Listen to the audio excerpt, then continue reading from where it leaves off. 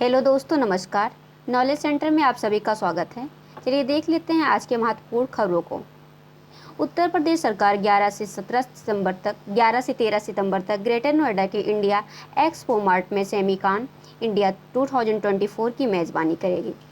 IAS अधिकारी तुहिन कांत पांडे को वित्त सचिव नियुक्त किया गया है। भारत ने सूखा प्रभावित क्षेत्रों में लोगों की खाद्य सुरक्षा आवश्यकताओं को पूरा करने में मदद के लिए 3 अफ्रीकी देशों जिम्बाब्वे, जाम्बिया और मालवी को मानवीय सहायता भेजी है। भारतीय मुक्केबाज दीपाली थापा ने यूएई के अल एन में पहली एशियाई स्कूली छात्रा चैंपियन बनकर इतिहास रच दिया है। एनटीपीसी तालचेर कन्या को 2024 ऊर्जा प्रबंधन अंतर्दृष्टि पुरस्कार मिला। पावर स्टेशन को यह सम्मान एक उच्च गुणवत्ता वाली केस स्टडी विकसित करने के लिए मिला है जो ISO 50001 प्रमाणित ऊर्जा प्रबंधन प्रणाली स्थापित करने की प्रक्रिया और लाभों के बारे में जानकारी साझा करती है।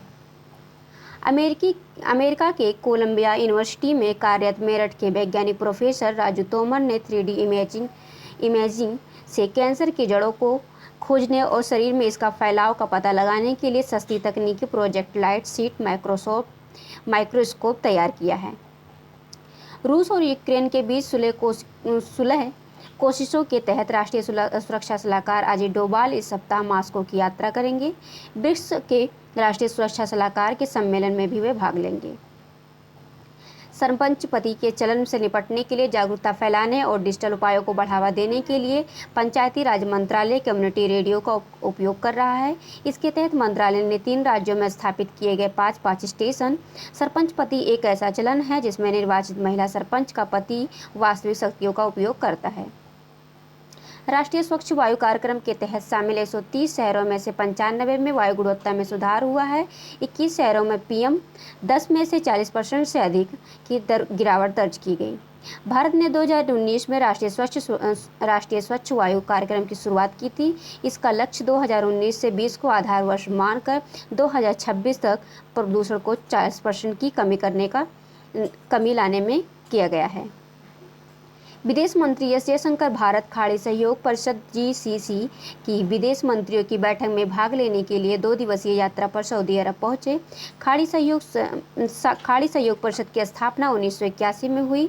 इसका मुख्यालय सऊदी अरब के रियाद में है। इसमें संयुक्त अरब अमीरात, बहरीन, सऊदी अरब, ओमान, कतर और कुवैत शामिल हैं।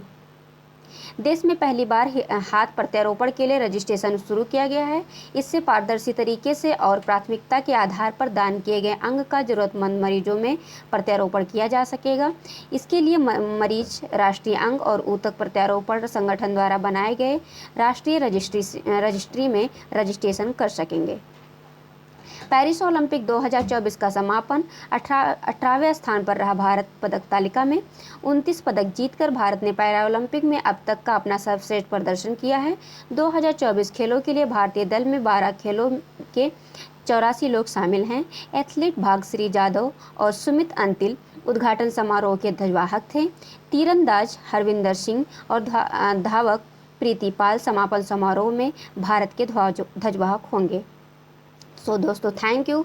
अगर आप लोगों को मेरा वीडियो पसंद आता है और इसी तरह के न्यूज़ अपडेट्स को पाने के लिए हमारे चैनल को लाइक, शेयर एंड सब्सक्राइब करना ना भूलें। Thank you.